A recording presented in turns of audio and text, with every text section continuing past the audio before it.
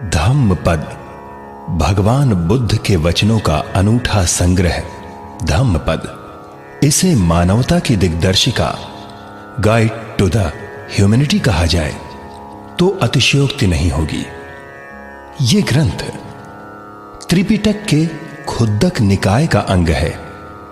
इसमें 26 वग्ग अर्थात वर्ग अथवा अध्याय हैं, जिनमें कुल 423 गाथाएं हैं। गाथा का शाब्दिक अर्थ होता है गेय पद, अर्थात वे पद जिनका संगायन किया जा सके। धम्म पद की प्रत्येक गाथा गेय है। यह दुनिया का अकेला ग्रंथ है जिसका विश्व की लगभग हर भाषा में अनुवाद हुआ है।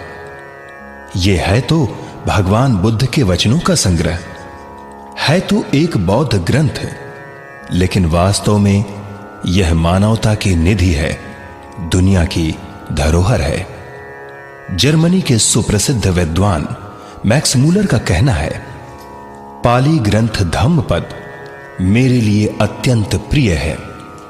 निश्चित रूप से ये पद्यों का अत्यधिक रोचक संग्रह है, जो बौद्ध विचारों का वास्तविक चित्र प्रस्तुत करता है।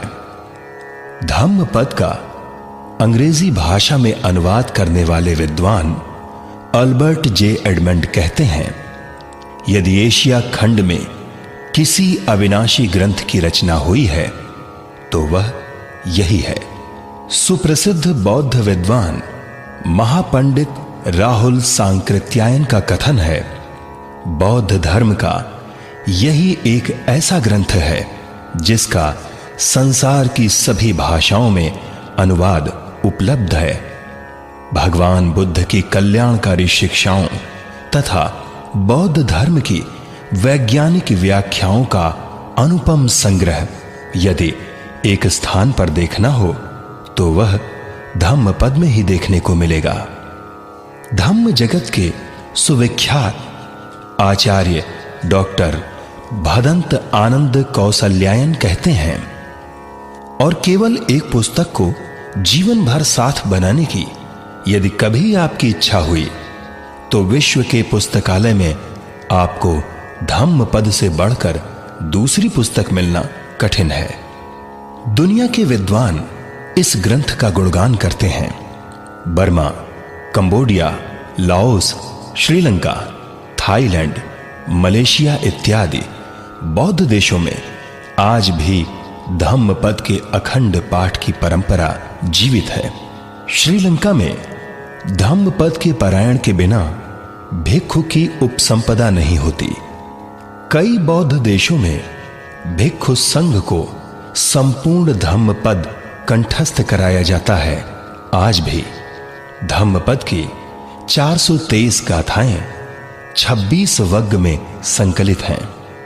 ये गाथाएं न केवल धम्म का सार हैं, बल्कि धम्म की दृष्टि से कई शब्दों को भी उनके वास्तविक अर्थों से परिचित कराती हैं, जैसे ब्राह्मण, पंडित, आर्य इत्यादि। भगवान बुद्ध की देशनाओं के अनुसार ये गुणवाचक संज्ञाएं हैं, न कि जातिवाचक अथवा नस्लवादी उपमाएं। राजेश चंद्रा और भास्कर साल्वे कमलवीर की जुगलबंदी में प्रस्तुत है संपूर्ण धम्मपद का सस्वर सानुवाद संगायन। इस संगायन को कल्याण थाट के राग यमन और भूपाली में स्वर दिया है भास्कर साल्वे कमलवीर, और अनुवाद को स्वर दिया है राजेश चंद्रा ने। इस संगायन को सुनना भी पुण्य कारक है।